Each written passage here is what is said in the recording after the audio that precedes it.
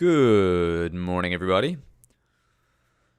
How is everybody doing on this fine Monday morning? Brand new start of the week, November 21st. It is a shortened trading week. We have our Thanksgiving holiday here in the States on Thursday. Thursday will be Thanksgiving. The market will be closed entirely. And we've got Friday as a half-day trading session, meaning that the market will be open, but only until about 1 p.m., and then there'll be an early close. And I would imagine that most people, at least the serious volume, won't really be there on the Friday session, right? There might be some market on open orders that go through, but there's likely not going to be sustained trade through, anything later than possibly 10 o'clock. I would imagine things get quite dull around 10 o'clock. Just a projection. Anything can always happen, but that would be kind of my estimation. If you've got friends and family around, then, hey, maybe it's a good day to take off as well, right? Just something to consider. What else do we see here on the economic calendar? Anything interesting this week? We've got a bunch of FOMC members speaking on Tuesday, right, around the afternoon time frame.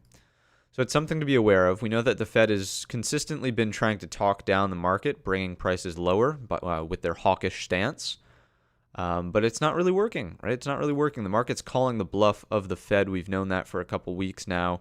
Certainly seems like the market feels like they know where the terminal rate is, around that 5%-ish mark. 5% to 5.25% is what the projections are looking like as of right now. So, the market's like, hey, we know exactly where you're going, and, we're not going to really respond too much to anything that the members say. If Jay Powell himself comes out and says, you know what, terminal rate's going to 6, terminal rate's going to 7, then of course the market will respond to that. But just calling the bluffs of these minor, I don't want to call them minor players because of course they all come together to make a opinion, but Mester, George, and Bullard, they're not going to have the same firing power, so to speak, as Jay Powell himself, the man, the myth, the legend himself, right? So they might sprinkle some hawkish comments out there, but if at the end of the day, Jerome Powell hasn't really changed his stance and continues to say, okay, things that are aligned with this, if the inflation data continues to come out and it's aligned with improvements, this is kind of where we're headed. Or that's what the market thinks, at least. Again, I went on a small little rant. It wasn't really a rant. Small little section of last night's video, yesterday afternoon's video, was about, even if you disagree with the fact that 5% is either an appropriate or inappropriate terminal rate, it doesn't really matter. That's what the market thinks. And as I pointed out, unless you make it your life's mission to go become the Fed chair, you're not going to do anything to change this, okay? You as an individual, you're not going to do anything whatsoever to change where the terminal rate ends up. So it is what it is. Again, if you disagree, keep that, personal and outside of the market. And the market right now, this is what it's thinking. So I would encourage you to try to be as flexible as possible in terms of keeping open the possibilities of different outcomes, right? And this would, of course, be probably, in more cases than not, people who are saying, the markets need to come down. Inflation hasn't been fixed yet. The terminal rate will be much higher. It's like, okay, well, maybe it will be. But as of right now, the market certainly isn't saying so. So just wanted to get that out there. In terms of other things sprinkled in there throughout the week, we've got Flash Services PMI coming out on Wednesday, 9:45. The market will have been open for 15 minutes by the time those numbers come out. So just be prepared for a little bit of volatility on Wednesday. I would imagine Wednesday starts to slow down towards the afternoon session after 2 p.m., things might get a little bit quiet there, okay? And of course, well, maybe I stand corrected. Meeting minutes come out at 2 o'clock. After that volatility, probably slows down. All right, that's what we've got on the economic calendar. Those are my thoughts on what's taking place here. Let's take a quick peek at our stock-specific headlines. Anything crazy happening this morning? Of course, last night, I don't know if it was last night or yesterday afternoon, Disney announcing the replacement CEO, which I guess there's some irony in this because I don't know whose title was who, but I thought I read that Iger was his prior boss, right? I thought that's how it worked. But I may be wrong. I don't know exactly what the title was, but I thought there was some irony with the shift there. What else? Some people returning to Twitter. We've got stock futures sliding to start Thanksgiving week. Disney surges 9%. That's this headline right here. Let's see what else. The World Cup started, right? That was yesterday afternoon. The bear market is not over for global stocks and predicts the bottom. Interesting. So where's the bottom, Goldman Sachs? I don't know. We won't be able to know because it's a pro article, but they're expecting some downside, it seems like.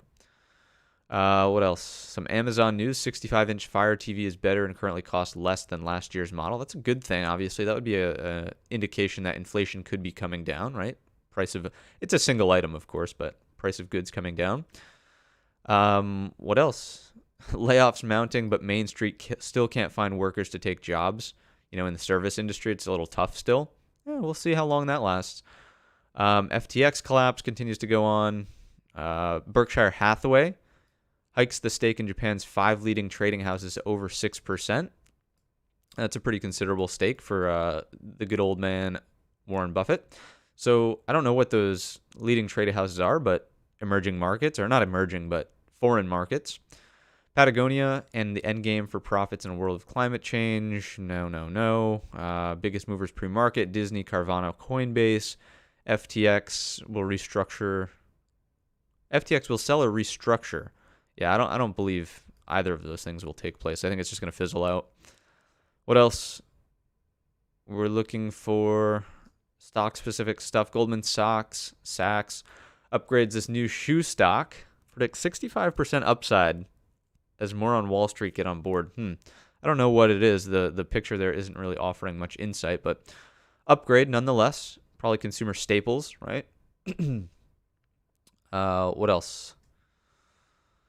Anything else? Stock-specific headlines? No. Goldman cuts oil forecast, okay? Cuts oil forecast. Technically bullish for equities if oil can come in a little bit, right? If energy settles down. All right, that's it. Nothing crazy here other than the Disney news primarily. What else do we have we want to look for? Where do we want to look for? Earnings whispers. Where did you go? Taking a peek over here. All right, there we go. Earnings calendar for this upcoming week. What do we see? Monday before the bell. These people have likely already reported. Nothing crazy there. After the close, Zoom, Dell. Those are probably the big ones, at least worth paying attention to. Before the open, this is where my head would be. And then after the close, probably here. Not so much Autodesk. Wouldn't too much focus on that. You want to see retail spending and some more tech, right? John Deere, okay. It's a decent stock to trade. Nothing, obviously, into the remainder of the week as we sort of close out there. All right.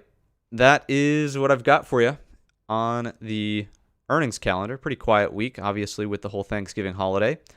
Let's take a peek now at our ES futures. This, of course, is what we do best here over on the channel. This is the ESZ22, and we are looking at a 4-hour time frame chart. So let me go ahead and throw up a 4-hour tag right here. And we will jump into our 4-hour analysis, but only after we see who is here in the building. Let's scroll on up to the top of the chat window and see who kicked us off. INF, the based homie, I got to say, this has got to be at least 5 or 6 days now in a row you've been first up there, so certainly appreciate you coming out, getting in here early, and saying good morning. After that, we've got Nick Farrell, Cy, Cat, almost AV Day Trader, Mickey, excuse me.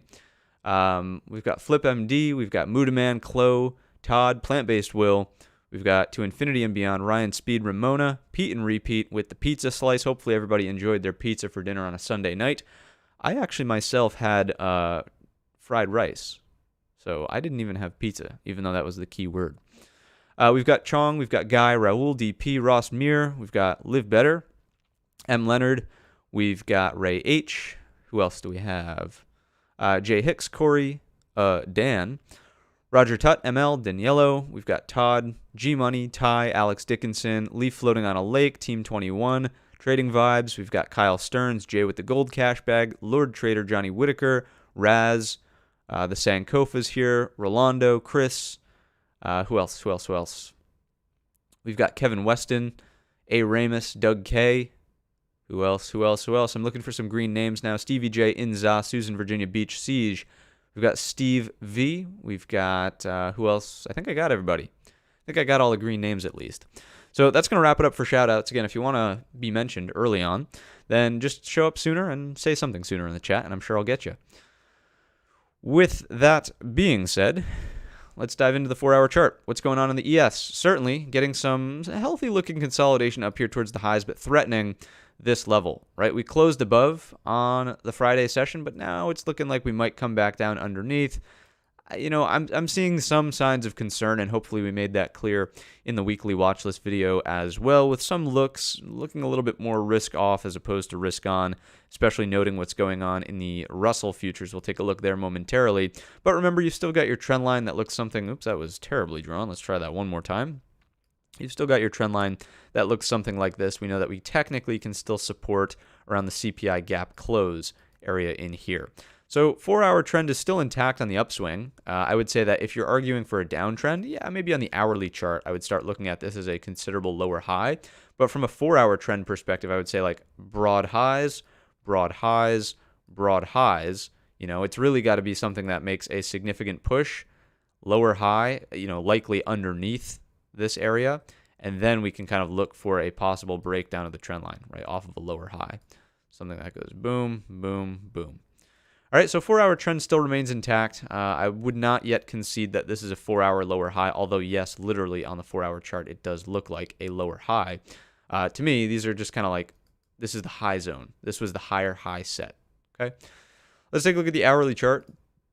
This is where absolutely, yes, 100%, I will concede that we've got much more of a lower high look. You can see that we've got highs, equal high, kind of lower high developing here in the pre-market, and we've got lows, lower lows. So the hourly is certainly in a little bit more of a downtrend, all right? So for all you bears out there, don't get me wrong, there certainly is something like this taking place here.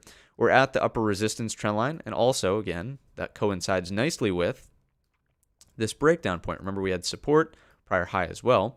Support, support, support, resistance on last Thursday, broke and closed above on Friday. So a primary outcome would have been, if this was going to be a look below and fail of the hourly range up here, if it was going to look something like this, a primary objective would be rotating to the top end of the balance area here, much closer to 40.50.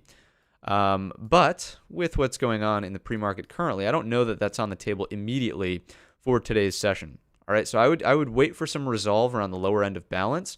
This trade was only, or not was only, but the trade is on the table if we take out the prior high of day because it's a daily hammer, right? We'll see that on the SPY in just a moment.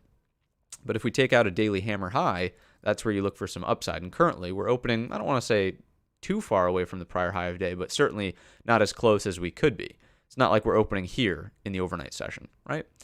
So now that we know what's going on the 4-hour, that's bullish. It's still in an uptrend. We know that the hourly, threatening, it's in a little bit more of a downtrend. We know what satisfies who. Taking out this satisfies the hourly to move back to being neutral because you're looking for that then equal high. All right, so hourly becomes neutral if we break out. 4-hour remains in an uptrend. If the hourly does not break out, it remains in a downtrend. Right, so this actually would have been an up arrow here. Neutralized. Equal high, right? That's if we make the push higher.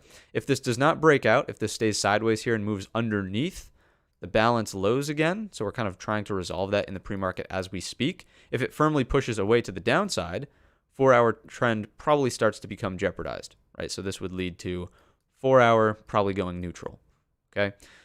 So overall, some things are starting to show some signs of slowing down, right? Some signs of slowdown. But I wouldn't be betting on it big quite yet. Not quite yet. I want to see how this area resolves. How does this low end of the balance resolve? Because on Friday, again, the close was strong, back above. Solid market on close volume as well. Let's take a look at the 15-minute time frame chart and see what else we can learn about this morning's open, whether or not we should be active sooner rather than later, or later rather than sooner. So to do that, we, of course, just revert back to our classic 3 questions. Question number 1. Where are we opening in relationship to the prior day's range? Here's the high, here's the low. Certainly opening towards the lower third, but definitely inside of range. So we'll put a balanced indication here. Whenever we're opening in range, we ask question 1.5, which is where are we opening in relationship to the value area. Here's the value area high, here's the value area low. and we're opening inside of that as well. So the market's pretty content here, actually, going sideways and experiencing two-sided trade, right? Back and forth, buying, selling, balance. And the reason we know that is literally look at what took place here in this area on Friday's session, right? Really, really sideways, choppy moves through here. Low was kind of put in, and this was certainly a little bit more trendy, but this, earlier in the session, was an indication of balance. So 1 and 1.5 are probably saying, hey, patience on the open. No reason for a knee-jerk reaction here. The market's content at these prices. We traded here on Friday. No one's opening up with shock and awe. Question number 2, where are we opening in relationship to the overnight range? So if we look at the overnight high, which is a little bit of a spike here on the Sunday night session open, versus the low of where we're trading just a couple of hours ago, certainly opening closer towards the bottom, but not directly on the overnight low. Let's put like a little tilde to slight down arrow here for question number 2. Really, this pertains much more to when we're opening on a gap. Do we have tight risk reward? And, it's not really in play because we're not opening on a gap in the first place. So question 2 would tell us, all right, it's maybe a little bit more bearish than we thought because there is some sell pressure taking place in the overnight session, but it's not really setting us up for a clean risk-reward trade quite yet. Question number 3, last but certainly not least by any stretch of the imagination, is what's the overnight inventory position? And to do that, you just extrapolate the settlement print from the prior day's session. I'll draw a nice little blank there through the text. This is the same thing. You could say settlement print. You could say the closing print. It's all the same thing. So settlement, close, same thing. How much time was spent above? How much time was spent below? And as we already drew out with this downward arrow, much more time was spent underneath. I would say something to the tune. Apologies for the ding ding. I would say to the tune of something like, I don't know, I'd call this like 75% net short, right? 75% net short. 75%, and then we'll put an S here for short. All right. So what do the 3 questions tell us about the open here on the morning? So no shock and awe, no risk reward trade, 75% net short. No early morning trade, no shock and awe, right? So patience. No knee-jerk reactions should be made. We're not opening close to a flush through the overnight range, and we're not opening close to a break through the overnight range. And then question number 3, would it be reasonable for a little bit of upside activity to take place here because the overnight inventory is net short? Absolutely. So if anything, the 3 questions are just telling us, be patient and don't be surprised if the market probably moves slightly higher as opposed to lower sooner rather than later. Okay? So all of that's to say that this may be a likely outcome on the open, a little bit of a small grind higher, but we're still in the value area, right? Let's not get ahead of ourselves. We're still in the value area. It doesn't really mean a whole lot, and we could easily just continue to chop back and forth here, remembering that this is also the low of the balance area, right? Let's actually go, what I want to do is extend some of the looks of the major levels from the hourly, right? Here we go. So where are the pertinent levels in here? Again, this hourly range area is important from the past back here, right? But if we take a look at the hourly range currently in front of us, I would make the argument that it's not so much about that anymore, and it's much more about the lows of this range right here. So how does this gray bar resolve? We want to see if we can resolve that to the upside if you're bullish, downside, of course, if you're bearish. That, of course, is the good old head and shoulders, right? There it is. So that area would want to be updated. This, of course, is your next major support underneath. Let's go ahead and bump that forward a little bit. That still seems to be in play around your 3,900 on the lows. And what about an upside move? Of course, it's this gap from way back in the past, blast from the past, right? There's your gap, right? So that's what the yellow box represents overhead if we were to make a move over the head of that pattern. So we'll bump that one forward as well. Again, doesn't seem likely to me, at least on today's session, that would be immediately in play. I might be completely wrong about that, but nothing about the pre-market indications thus far would say, hey, look for this to be a reasonable target on today's session. It would seem to me that we are either going to chop around this low, right, the head and shoulders neckline, and do nothing, go sideways and get a balance day. That's response number 2 to the pull, which we'll run in just a moment. Either that will grind slightly higher into the 4-day balance range, something like this, where we just kind of chop around and go boom, boom, boom, or some kind of small move back down to this area of support here around 3,900. I don't think that the the prior gap from here will be in play. I also don't think that this will necessarily be in play on today's session. All right. So the overnight indications are giving us some pretty balanced looks on the open. Nothing about it would suggest major moves about to unfold here on the open. All right, so let's go back down to the 15-minute, and we'll actually turn on our extended hours. There we are. And let's get rid of those moving averages. They get a little bit distracting. That's looking better. So yeah, that's basically going to do it for the opening interpretation. I'll give you a couple of scenarios here, and then we'll take our pre-market poll as we typically do. Probably opening range, right? Watching for something that does this. As we always know, there's 4 classic trades that can unfold from an opening range. Very, very easy to sort of keep tabs on. Break out of the top is literally a breakout. Break under the bottom, literally a breakdown. If you're not comfortable with those, then you want to try to get the first higher low that's anywhere above. That gives you a little bit more confidence in that move and break out of the range. Same thing is true, but opposite on the downside. First lower high underneath the opening range might be a more comfortable place for you to take a short possibly. So those are both of the continuation moves out of the range, and the reversal moves would be a look above and fail through the bottom end. That's really powerful because you got trapped longs. And the same is true but opposite on the upside, right? Something that does that. I know those lines are overlapping, but trap the shorts, move over the top of the range, really powerful because now you get those trap shorts. So those are the 4 outcomes that are usually fairly, I say quote unquote easy to identify, difficult to execute on. That's always the dynamic of trading. Easy to identify where the levels are. It's up to you to execute with precision and discipline. That's the difficult part of trading, right? So anyways, opening in the balance area, or again, opening in the value area, I should say, would lead me to believe that we get a balance area, an opening range, looking for breaks one way or another. And I think the market will tell us something. If we roll over here and make moves lower, lower highs, okay, now we're starting to develop that look, obviously, where the market's weakening. We should start to retarget 3,900 down here. Now, remember, this is 50 points away. All right, this is 50 points away. There's plenty of range there to be trading for. You don't need to get in precision entry short as soon as the breakdown of the opening range takes place. All right, if the market's going to fall, if we're going to violate that Friday low and continue into 3,900, you've got some time to look for an entry down here with some confirmation. You don't need the precision entry as we're just starting to break down out of the value area. Okay, same thing is true on the upside, right?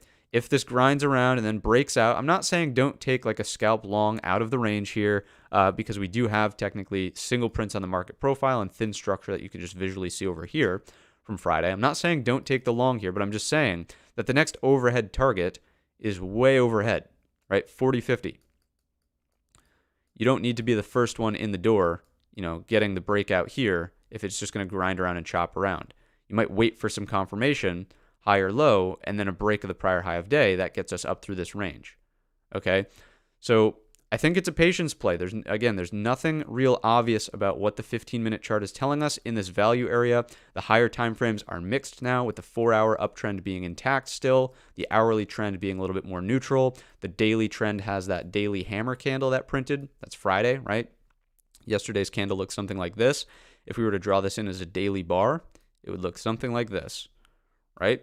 So if we take out that hammer high, that daily hammer high, it's game on for a technical buy setup, right? This is a reversal candle. Over the high should start a new trend in the upward direction. So you've got all of these 3 conflicting things on the 3 most important time frames. And I think, again, opening in the value area is just a call for patience. It's a call for patience on this morning session. It's also a shortened holiday week, right? I wouldn't be surprised if the market just chops around and doesn't do anything all that impressive. So that's what I've got for an interpretation of the ES here this morning. Let's see what the chat seems to think is going to unfold. If you're a bull thinking that we might go opening range, breakout, higher low above the value area and start, interacting with that prior high of day, let's see a number 1 in the chat. If you're a little bit more neutral, thinking that we're just going to play ping pong and chop around in the value area, maybe it's a little bit higher, maybe it's a little bit lower, ultimately not moving too far outside of or even, getting to the extremes of Friday's range. Let's see a number 2 in the chat for that outcome. And then bears, of course, identify yourself, possibly opening range, breakdown, lower high, breaching the prior low of day, right? That's a number 3 in the chat. If you've got no clue what's going to unfold, a number 4 will suffice, but remember that as you get, more and more into trading, you probably want to start having some sort of situational bias as to what you think will unfold on the day's session. Like for me, hopefully I made it fairly clear that I'm thinking that it's going to be a number 2 that possibly develops into a number 1, right? So if I were you and I were watching my own stream, in the chat, I would put a 2-1, and that would be that. All right. So as that simmers, I'm going to type up the official YouTube poll, the one that you can actually click on in the chat box, and we'll see what people think from that perspective. So what do you think? Oh, man. Come on. There we go. It's like my keyboard's lagging almost, which is real odd. What were we going to say? Number 1, bullish. 2, neutral. Let's go with 3 and 4. 3, bearish. Excuse me. 4, no clue. Would you look at that? I hit enter before I could spell clue properly, but you guys know the deal. No clue. Sounds a bit French if we put an accent over the U. Anyways, take a peek at that. Vote via the official poll, vote via a chat response with a 1, 2, 3, 4, or a combination of any of those numbers, and we'll go from there. I'm going to scroll up to the top of the chat and see who else we may have possibly missed from a green name perspective, as well as just any other classic names. Hans is in the building. We've got Emerald Nutmeg, Scalp Iron Ray, Chris Parker, good morning, JJ Cabrera, classic name around the channel as well. Thanks for tuning in, JJ. Christina Ann, good morning. When the timeframes are mixed so this is from Christina as a question. When the timeframes are mixed like this, do you go half position size? Not necessarily. Not necessarily. I would usually say that half position size might be warranted when you've got much bigger divergences going on. I would say that because the 4 hour is not yet neutral, because the 4 hour is still kind of in a clean uptrend, we're still favoring longs. The daily hammer also would seem favorable for longs. So I don't think it's quite time to size to a half position. However, that's just based on a couple of these things. If the actual setup that's taking place intraday is really, really lackluster, or it doesn't seem obvious that it's happening at a key level, that's where you might size down to half and then add the other half as you either get confirmation, or when you stop out, you're just like, oh, good, I only had half size, so it doesn't hurt as bad as full position. Good thing, we went half because it was happening in the middle of the value area, or just above the overnight high, but underneath the prior high of day, right? So that would be a situation where I might do something like that. Any other questions, comments, concerns before we get into poll results? Doesn't look like it. A couple more good mornings. We've got Christopher Finesse, D. Katznick, Coldest Blade, good morning. Abel. I'm going to have to start paying attention to people's names and profile pictures. In the YouTube comments section now, they're showing the @ handles, which is not always the username, right? So anyways, Savvy, we'll get to Tesla. We always run through the core list of companies, right? We'll get to Tesla. It's right here. We'll get to it. Anyways, chat responses. Twos. Lots of twos coming in early on in the chat poll. Twos. Lots of twos. Couple of ones, couple of straight up threes, but overwhelmingly lots of number twos on this morning's open, which is completely reasonable. That's where, again, my head is at as well. Again, this is kind of my expectation of the market right here. Twos, no crazy responses yet. More neutral at a number 2. Jay with the gold cash bag number 2. Ross with the 2. Yeah, lots of twos, couple ones, couple fours, and that's really it. All right, so INF, yeah, almost French spelling. I know you're in Canada. Do you speak French Canadian? Or it's not speak French Canadian, but do you speak French? Are you in part of Canada that is heavily French Canadian? That would be cool. You could give us the official word. But yeah, that's what we've got. Poll and chat is seemingly neutral on this morning's session. So yes, Wayne, a contrarian would heavily short or heavily go long.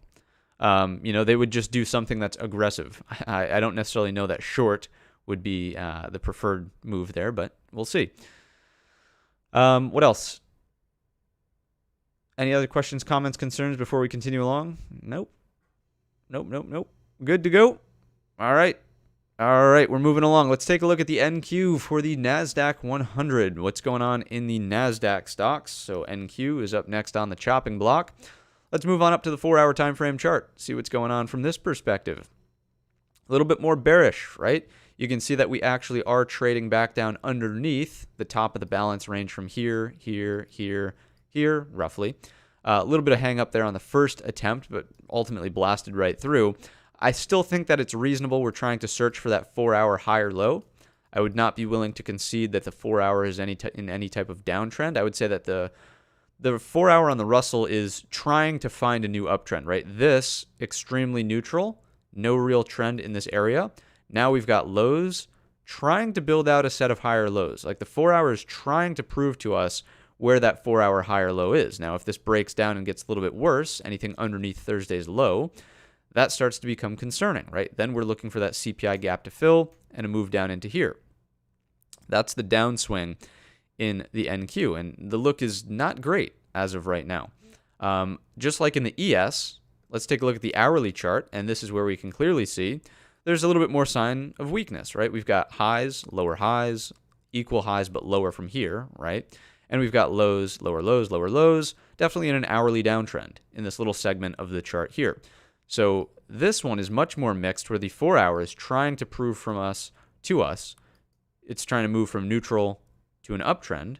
Hourly chart is showing us clear downtrend, and those two things are conflicting. So where are the areas of support? Again, Thursday's low will be paramount, basically. Let's take a look, and I'll do the same thing that we did on the ES. Let's go with the after hours off on an hourly, and we'll just extend some of the important levels here. This is still the zone, so let's go ahead and bump that forward. We'll go to the 25th or something. That looks good. This is definitely a reasonable target on the downside because that's where the CPI, not CPI. What was this? This was the FOMC, right? That's where the FOMC reversal came from. This is the CPI gap up following. So this does strike me as a very important area on the chart. I just don't think it's going to be a saving grace. I think it'll more likely just be a quick bounce there. And then if we do something like this, that's where we're looking for a short, all right off of that FOMC reversal from in here. What else? Hourly chart, other structure that I'm looking at. Yeah, I think that this is primarily what's in play here. I don't think that there are any other major levels that I would say are on tap for today's session. I think that if we crack the Thursday low, we're headed here. Again, that's roughly 11,450. And then on the upswing, if we were to recapture this area, the overnight high, trade back above the neckline of this head and shoulders pattern, right? Head and shoulders is here, neckline is here. If we recapture that a little bit more firmly, maybe that means taking out the prior high of day. Maybe it just means moving over the overnight high to rotate through this thin structure here. That's where we're looking for here, right? On the look below and fail. Balance, look below and fail, target the top. All right, so those are the major levels I think that could possibly be in play here on the NQs. We know that we've got conflicting time frame trends on the hourly and 4-hour. Let's take a look at the more granular 15-minute time frame and again see what we've got for early morning trade. So what's interesting here is that the overnight low undercuts the prior low, whereas the S&P did not do that, right? So a little bit of relative weakness from that perspective. Notice here you've got much thinner structure over the value area high and the overnight high. So breaking out over that, I would imagine that the NQ could move for a breakout over the overnight high instead of being patient and waiting for the prior high of day, right? So to me, overnight high is an area of interest for this morning session. Value area high is an area of interest for this morning session. We're opening in the value area. Let's just roughly walk through the three questions, right? Inside of range, yes, no shock and awe. Inside of the value area, yes, patience on the open. Closer to the overnight low, but certainly not dead on it. No early morning risk reward setup based on that. Question number 3, overnight inventory is about the same as the ES, about 70% net short, right? 70% net short here. So a little bit of knee jerk to do this. Again, not enough from a gap perspective to give us an early morning setup here, but a little bit of upside wouldn't be, it wouldn't be something so crazy that we couldn't imagine it. Remember that when you're 75% net short in the overnight, some correction to that inventory means up, right? Means up. So patience, balance in the value area, same exact thing as what we discussed in the ES. Break, more powerful, right? Patience if you want the higher low above, patience if you want the lower high underneath. And again, how does this 11.7 like that? Instead of, for me guys, because we're opening in range, because we're opening in the value area, it's much more, to me at least, about being patient, letting the opening trade resolve, and how do we react? What happens at 11.7? Does the market rip right through it to the upside? Okay, obviously we should be more bullish than bearish if we can recapture that 4-hour hourly level at 11.7. Does the market struggle there and really go sideways and lackluster and chop around and then threaten a breakdown into the close? All right, that's telling us something. So I would want to see, like in the NQ especially, how does 11.7 resolve earlier in today's session? Right, that's primarily the focus for me in the NQ. All right. How does 11.7 work out? Do we just rip right through it? Do we fade off of it? Do we chop around it? That's going to tell us whether or not we should be aggressive longs in the ES, patient longs in the ES, or absolutely no longs. We'll put a big X, no longs in the ES, right? So you'll learn something at 11.7 here in the NQs. That's my primary focus. Let's take a look at the Russell now, where there continues to be some signs of just not great looking price action. And even if you don't trade the Russell, this is definitely something you need to be paying attention to at this point in time. So the 4-hour chart we know has been bullish, right? It's been the leader, never broke down, first to break out. We've gone through the spiel. We know it's trying to put in a higher low well above this set of highs in here, but the concern is that it's already staying underneath. You know, this was much more of a double top instead of a head and shoulders in the Russell, much more of a double top look here and here, but we're underneath the neckline and we're getting price acceptance under the neckline. This to me is perhaps the largest red flag right now in the market to be paying attention to. You know, small caps have led the way higher. They can just as easily lead the way lower. All right, so watching small caps reject underneath this neckline at this overnight high here, fairly concerning. And actually, as a matter of fact, these levels are not updated. These levels are not updated to reflect what the current situation is. So let's just do that very quickly here. We'll throw these on, good, and we'll go prior high of day belongs up at the top. Better, and prior low of day is here. Equal low, overnight low, and prior low of day. Value area high, where are you? Let's go back on over to Tradovate. We'll grab our Russell value area high, which was at 1858.40. 1858.40. Am I sure about that? 1858.40? 1858.40. Wow. Weird. All right. Let's bump that forward. That looks a little high. I guess not. And then we'll take a look at value area low, which is down here, 1844.90. 1844.9. Good to go. We'll bump you forward as well. And now we're a little bit more accurate. So apologies for the not having that prepared, but useful to get a sense for what's going on in the Russell, right? And let's bump forward the important levels here. So we'll give this to the 25th. We will give this to the 25th. This represents the neckline. So this is a really important area right here.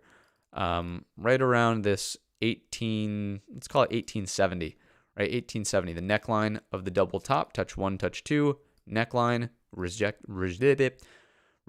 there on Wednesday, well underneath on Thursday. Friday did not recapture, right? It's also the Friday high of day. So Friday high of day, very, very important, 1870 roughly area. If we do make the move back inside, then of course this comes back and play up towards the top, the double top area of resistance, which is closer to 1915. But again, this strikes me as concerning. I'm not saying we're out of the uptrend yet. We're clearly still in an hourly, or I suppose this would be more of the 4-hour.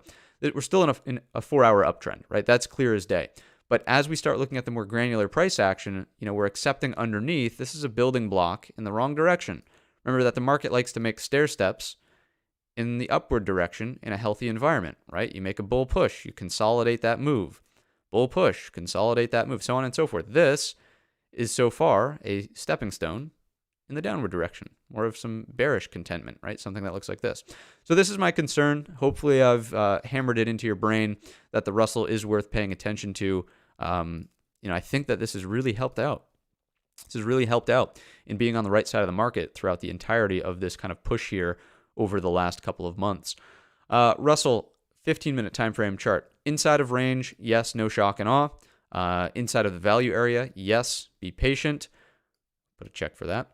Where are we in relationship to the overnight? Closer to the overnight low. Overnight high will be important as well, but currently doesn't really offer us too much. Overnight inventory, just like everything else we've discussed so far in today's session, is roughly 75% net short. So do watch for some balance here on the open. Don't be surprised if the initial move is higher. I wouldn't try to chase it. The most important thing about the Russell, and we'll learn something, is at 1870. 1870 prior high of day. If we never get anywhere close, bearish look for the market. If we get close and roll over, all right, another bearish look for the market. If we do something like this, all right, you know the deal, probably coming back down into that CPI gap, which we actually have to adjust from this look here. What do we have? Let's go back to that hourly chart, and then we'll get into the sectors, see if there's any major red flags, and then we'll dive into the core list of companies. I know a lot of people want to see Tesla. Don't worry, we'll get there momentarily. All right, so just adjusting that gap. Okay, that has been the broad market. I think the primary takeaway is, as always, because we've got an open in range in value area, it's patience on the open, but it is also, hey, start to caution some longs here based on what we're seeing, the weakness in the small caps, right? Caution longs and patience on the open. That's the primary takeaway, and hopefully if that keeps you out of a quote-unquote bad trade this morning, it was all worth it. Let's take a look at the sectors very, very fast just to see if there are any glaring red flags, if something's gapping and seems amiss. Financials in range, energy in range, staples in range, nothing crazy in discretionary, materials, industrials, communications fine as well, real estate doing fine, healthcare, nothing in tech. And, okay, so everything's opening pretty much on par with the S&P and opening in range. No major red flags, no divergences to be catching from that perspective. So let's dive into the SPY, the cash ETF, of course. This is the daily hammer that we were just discussing on the ES 4-hour time frame chart, or 15, I can't remember, losing track of my time frames. Remember, I drew in a candle that looked like this. That was representative of what we have here on the SPY daily. So we're technically opening above 394.50, which is the line in the sand. So we're opening on the right side here, but again, from a day trade, I shouldn't say a day trader's perspective, but from the perspective of someone who trades the daily chart, that's better. They're looking for longs over that Friday high, and currently we're not quite there. We're not quite there. So it's a patience play on the open, but so far opening on sides, right? Because the World Cup's going on. We'll use a soccer reference. It's not like we're off sides. We're not past the last defender here. We're technically opening above 394.50, right? So anything that stays up here keeps that trade in play for a break of Friday's high to get us towards the top of the range and the gap overhead. It's also the top of the weekly expected move, all right? So that's your upside. That's if we stay above 394.50. If we start to give up 394.50 and we're consolidating towards the low of the prior day's session, 393, that's where the door is open back into the weekly level around 389.50. And from there, excuse me, we would monitor for continuation because the trend would seemingly start to be changing, right? So the downside is opened underneath Friday's low. The upside is opened over Friday's high. And hopefully you can see why, right? If this is going to turn into, as I've been pointing out, a look below and fail, if the buyers are truly going to step it up here, it's got to take out that Friday high. That offers our entry to the top of the range. Okay, so that's the SPY daily. Again, nothing crazy happening in the overnight session here. It's going to be exactly the same sort of interpretation as what we discussed in the ES. I would say that there's the possibility of watching something over 396.25, 396 quarter. All right, so we want 96. 396.25. Anything over that, notice that you've got thin structure from the breakdown taking place, technically single prints on Friday's session. So this would offer very little resistance, right? Very little resistance. So could start sooner than Friday's high, but from a technical standpoint, got to take out Friday's high. 396.25, Friday's high, 398-ish, 397.75, and then bearish underneath the low. All right, so in the midpoint here, I don't really think that you have any edge in this box right here. No edge. No edge, no edge, no edge, no edge. I would be patient. 396.25 for upside. Friday's high for upside. Downside, underneath the Friday low. Door is open into Thursday's low, which is also the weekly level, 389.50. All right, that's your SPY. Let's take a look at the QQQ. What's going on in the NASDAQ 100? By the way, guys, do people like, this is always the hotly debated question. Number one, is pizza a sandwich? Is pizza a sandwich? And number two, do you put pineapple on pizza? Hotly debated questions. So I'm curious to see what you guys think in the chat. I was asking around last night, what's your favorite topping? Got just a couple of like winks, a couple of like ha-ha-has in the comments. I actually want to know. I actually want to know, what's your favorite topping? It's a pie. It's a pie. So it's not a sandwich, it's a pie. Okay. I'll keep an eye on those chat responses, but let's dive into the QQQ. I don't want to lose too many people on our inside jokes. QQQ is very similar to the ES, right? In the sense that here is a balance range, look below and fail from last Thursday, Friday. Lower wick from Friday proves that buyers did step up there, but of course, we're opening underneath as of the open here, underneath that important top of the range here, here, and here. It's the same thing as what we just discussed in the NQ, right? So overall, watch your overnight low, 282.50, 282.25. If this breaks down in here, door is open for a move lower. And, honestly, taking this out, very, very concerning look for the QQQ, remembering that the weekly chart looks something like this, right? The weekly chart looks something like this, inverted hammer. Taking this out, door is open to the CPI gap. All right, so be very, very cautious in your QQQ. This will tell us something about the market, just like we were watching 11.7 in the NQ futures. What we're watching here is 283.50. 283.50. How does this area resolve right here? If we don't push higher, okay, bearish, buckle up. If we do push higher, okay, decent, fine. Staying for the look below and fail, right? Consolidation would continue in this area. And that's your QQQ. IWM Russell 2000 and the small caps from a ETF perspective. We know that this is, of course, the concerning look.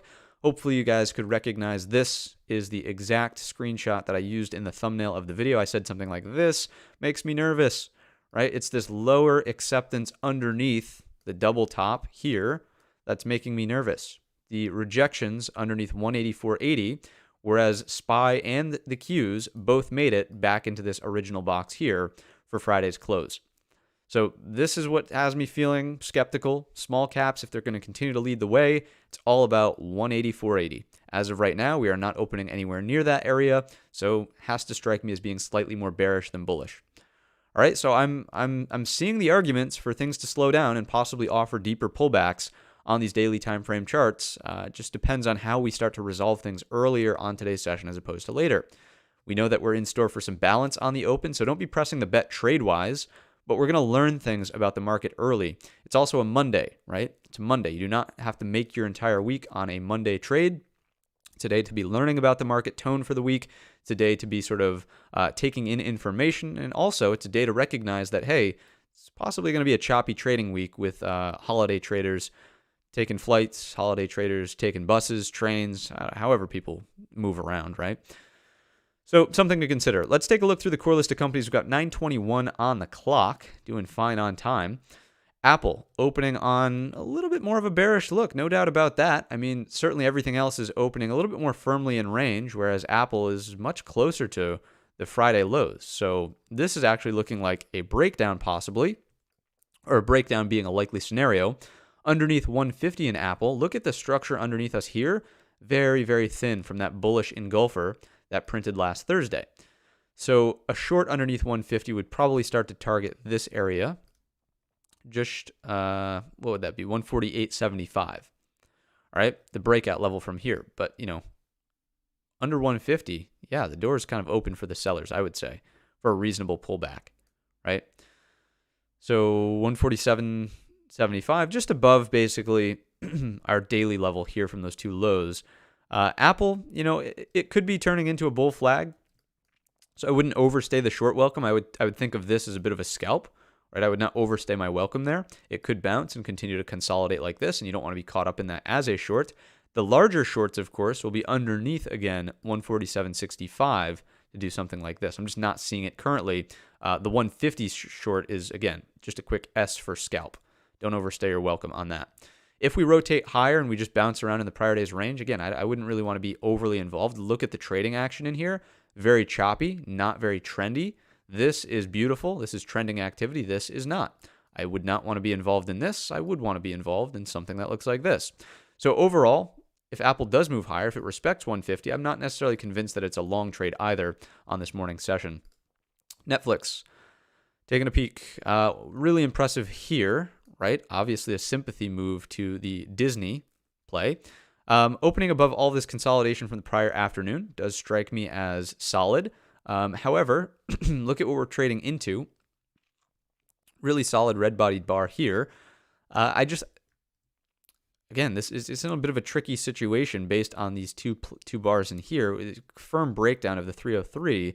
We're only pushing back up to the midpoint of that red bar, so it's not bullish, that's for sure. It does seem bullish because the push is a big green-bodied bar here, but in the grand scheme of things, we're still experiencing what I would consider a look above and fail. We're getting price acceptance towards here, so I think that the rotation should be lower as opposed to higher in Netflix. I'm not convinced of upside yet.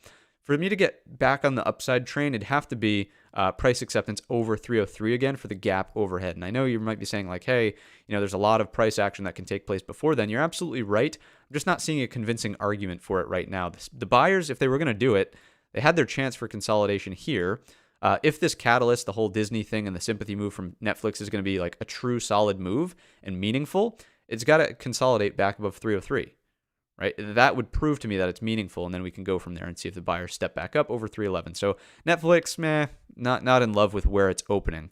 Not in love with where it's opening. Tesla, certainly a much more interesting setup for the morning session here.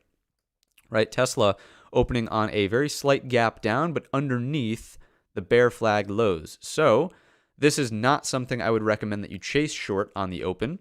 Remember that whenever you're opening on a gap, could be in futures, could be in a stock, could be in anything. When you're opening on a gap, you want to exercise patience here. You don't want to just smack it short on the open. Your risk reward is terrible. You're literally shorting at the worst possible location. You're shorting dead on the lows. If this does see a retracement rally a little bit, rotate back into the flag range from here, you are now short in the hole. You are the sucker who, as you close out, fuels the bit of a short squeeze to the upside. Now, if we produce a lower high, of course, you could look for short entries there. Or let's say that we close the gap and do something like this.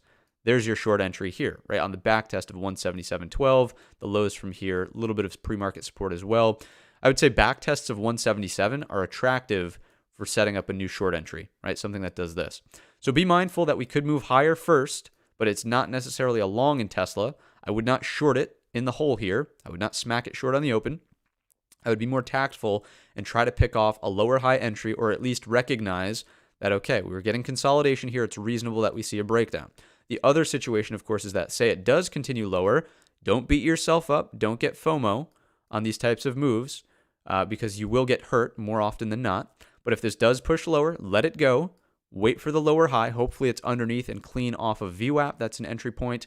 It puts in a bear flag down here. Break the lows. That's an entry point, right? Because we've got tighter risk reward. You need tighter risk reward, right? You need tighter risk reward. Okay, so that's what I would say about Tesla, but it does seem as though it's tradable here on the open. It's offering something potentially to do sooner rather than later. Let's take a look at Google. Let's grab the zoomer tool.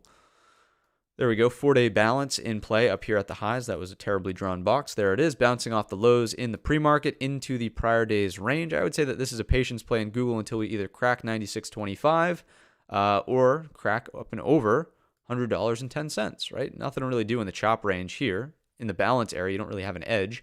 You're waiting for this to turn into a bull flag breakout for the gap close overhead, or a fake move from the bulls, like failed acceptance here, in which case the short is under 96.25 to come into these equal lows here closer to 94. All right, so I would be watching out for lower highs, to be quite frank. Any lower highs underneath the overnight high sets up the short down underneath 96.25. So watching Google for lower highs to be in play on the downside. Meta, what's going on with Zuckerberg's metaverse fantasy land? Currently sitting inside of here, nothing going on.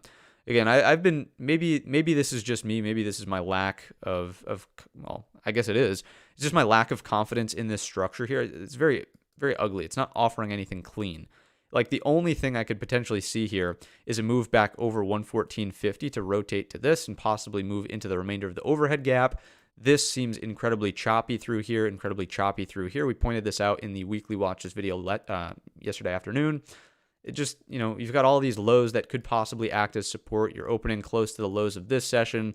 It would certainly seem that, yes, as we kind of reject this in the overnight, you can see that upper wick forming. It's definitely a little bit more bearish than bullish in the short term, but I'm just not convinced where the easy target is to identify, right? So, not in love with Meta. I think Tesla takes the cake for a opening trade to watch, right?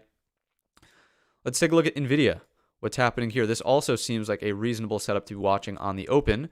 noticing that we're getting bear flag in the pre-market, right? You've got lows equal lows, flushing that opens the door for lower. Where's the target? 148. Are we bears at 148? Not really. We're bears for a quick scalp in the downward direction, but as we get to 148, I would honestly be looking for reversals. I know I just took them off, but let's put the Fibonacci's back on from low all the way up to high, right? 38.2 starts to become in play around that 148, 146 level. So if the pullback does continue, I'm looking to see if we can get any sort of reversals out of this area. Now, it might not happen on the intraday.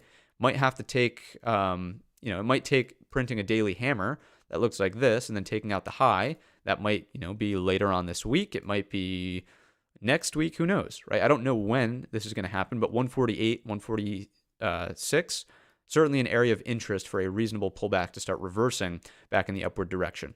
Okay. So NVIDIA watching for shorts underneath the overnight low, underneath the prior low of day as well. It seems reasonable on a descending triangle, on a bear pennant, whatever you want to classify it as. Oops, there's the break in the pre-market. We've got 30 seconds to go until the bell. Look at that. We're behind schedule. But looking for some downside. We'll give you the first 5 minutes. Let's check and make sure the ES isn't doing anything crazy. Yeah, ES still sideways in range. So that's NVIDIA with 30 seconds, 15 seconds left to go. Let's take a look at Microsoft opening above that 240. This does strike me as a bullish look, holding on to this. Remember that there's your balance. Here's the ding ding. Coming in 5, 4, 3, 2, 1. Bing bong. There it is. Markets are open. Rounding out the core list, though, just to give you guys the complete picture. Microsoft being above 240 keeps it in look below and fail state. So as long as we're above 240, I would actually be bullish in Microsoft. All right, target obviously top end of the range here, 245. Amazon, last but not least, the mini beast, sideways in the no-go zone. Remember on the weekly watch list video from last night, yesterday afternoon, we were basically saying in here, no, don't do anything. Over 97 gets interesting for longs, recapturing the flush point, and the gap is interesting underneath the Friday low, currently pushing a little bit higher, but ultimately inside in between those two ranges. So I wouldn't do anything crazy there. Let's take a look at some 5-minute charts here now that the market is open, and we'll also take a peek at the internals here shortly. So SPY slightly higher on the open. Tesla's also higher. So watching Tesla for the full gap close. Excuse me. Apologies for coughing right into the mic that time. Tesla higher here. Again, this is why you don't want to just smack it short immediately on the open. This is why, that inventory correction takes place. But we're going to learn something here at 177. If we can't get above, if we can't close a 5-minute bar above 177, if this doesn't take place or the bar looks something like this, right? Oops, let's go with this tool. Let's try that again. If the bar looks something like this, that's also telling us, hey, rejection off of 177. So watching Tesla here on the open to see what ultimately takes place off of this 177 area. The other interesting one was NVIDIA on the breakdown of the overnight low. Undercut it, and now we're coming back into the prior day's range. So NVIDIA is not a short until we put in a new downtrend, right? NVIDIA is not a short until we put in a new downtrend underneath the opening print. And currently, with this bull push here, no short yet. No short just yet. So that's fine. Let's take a look at internals and see how they opened up. ES pushing higher here on the open. Remember that this is kind of exactly what we described, right? Looking for a little bit of inventory correction to the 75% net short move here, but still in the value area, not doing anything too impressive just yet. Internals on the open, neutral breaths, but definitely more bearish than bullish on the red side and in sync. Advanced decline line opening negative 700 here. And if we take a quick zoom in on the ticks, opening negative, but not, overly extended negative 1200 or something to the tune of a major imbalance on the open, right? And we knew that. We're opening in range in the value area. So nothing should be ultimately all that surprising here. These are getting slightly worse as I've continued to blab on and on. Now getting a 2 handle on the NYSE read. But pushing higher, right? So this, again, when these things are diverging like this, that's telling you that this is just overnight inventory correction. This is not new money buying. This is not new money buying. When this is not aligned with this, and it's coming right after the open of a net short overnight, you can just chalk it up to shorts in the overnight kind of squeezing out, right? So it's still a patience play. We're waiting for a balance range to possibly develop here in the ES, watching to see if we get bullish outcomes, watching to see if we get bearish outcomes. Something that we will be keeping an eye on is our Russell.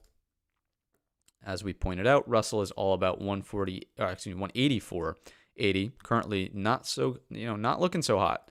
Bear candle here, starting to push underneath Friday's low, right? So a little bit more of a bear bias on this morning session based on small caps kind of lighting the way and saying, hey, don't get willy-nilly with your longs yet inside of the S&P 500. Let's take a look at Tesla. So Tesla did put in that rejection of 177. 5-minute close now will be determined and try to set up the next short trade, right? So if you're like a 2-minute chart trader, then fantastic. You probably caught an entry somewhere on the reversal there. But 5-minute close will be fairly important. Drilling now to the downside. So Tesla missed that one, and that's fine by me. I'm certainly not looking to push it on a holiday week. I would love to see this turn into a bear flag, underneath VWAP here. Look for a short entry on a retracement. That would be my preferred outcome here in Tesla. We'll take a look at Microsoft because that was opening above 240, pushing higher. So depending on how it definitely looks more likely than not that the broad market will start to be pulled lower. So I would favor the Tesla short. But if the market does start to turn around on any sort of, magical reversal, which again, this looks hideous here. But if it does, Microsoft would be the preferred long holding up above 240. So we've got a long candidate, we've got a short candidate, Tesla and Microsoft. It does look like Tesla's going to be the one that's more likely to be in play based on what the broad market is doing here and what our internals are also saying, right? So now we've got a 2-handle on the NASDAQ, which is another bear read there. Advanced decline lines just kind of slowly moving higher. It didn't aggressively make the move to zero. It's not like, what do we see here? I can't zoom in on a different instance, but it's not a large bar that does this on the open, then consolidates out and does whatever into the close, right? We don't have that yet. Ticks not really getting to the zero line. Does strike me as being more bearish than bullish. As of now, we've probably defined a high for the opening range. It's all up to whether or not this hold is a low now. So let's go to the SPY 5 and see what's taking place here. If we could zoom, that would be nice. All right, so that's one drawback of having drawings on your screen. There we go. Yeah, so the high is likely defined here. That's your opening range high. It's all about this 394.50, right? And this is a daily level as well. So I think that the range could be defined. This could be it. There's your first 5-minute candle. Underneath this 394.50, shorts are more likely favorable, right? And it looks like that's kind of playing out as the situation as we speak. So that's been the first 5 minutes. I'm probably looking for, I'll just leave you guys with this. I'm looking for lower highs underneath 394.50 for trend continuation in the downward direction, looking to short here, or if it's too hard to pull that off, possibly underneath the equal low for trend continuation after a lower high, right? So I'm watching out for that in the S&Ps. I'll probably do it via ES futures, and I'll see where we're at from a levels perspective here. And then if we're going to trade options, again, Tesla is a look for a lower high underneath the VWAP. Remember, this is why you don't want to chase it short. You want to be more tactful. So tactful here on a 2-minute, tactful here potentially on a 5-minute. You can argue whether or not one is a better entry than the other, but it really all depends on your own trading psychology. And then if the market does turn around, let's say that the ES puts in a massive reversal here and then closes this 15-minute bar at the highs and pushes higher, we know that Microsoft is where we want to look for the relative strength. All right? So order of priorities, ES, short on a lower high underneath the 394.50 level on the SPY. Secondly, a short in Tesla on a lower high underneath VWAP. And thirdly, tertiary, we'll put a box around this one because it's very, very low on the list. Microsoft on a long, higher low if the market turns around and flips to being magically bullish. Okay? That's what I'm going to leave you with. I appreciate everybody tuning in. Thank you so much for being here. If you would do me a small favor and hit the thumbs up button on your way out, it goes a long way for showing a little bit of support for the stream and the channel. I hope everybody is excited for Thanksgiving. I certainly am. And please, just as a generic reminder, I suppose not generic because it is a holiday week, let's not do anything crazy ahead of Thanksgiving, right? The last thing I want to do is show up to Thanksgiving dinner and be carrying a grudge against the market, all, pissed off, to be quite frank with you, thinking, oh man, I lost. I went max loss in the market this week. It hasn't been a good week of trading. You get all angry at people. People ask you, oh, because you know this question is going to come up at the dinner table, right? Oh, how are you doing? How's work? How's this, that, the other thing? And as a trader, you're like, I just came off a losing week. It sucks. So don't do anything crazy that puts Thanksgiving dinner conversations at risk of being overly bitter. We'll leave it at that. All right. That's what I've got for you on today's session. Thank you guys so much for tuning in. Join the Discord if you're not in there already. And with that being said, I wish everybody, green names and gray, a green trading week.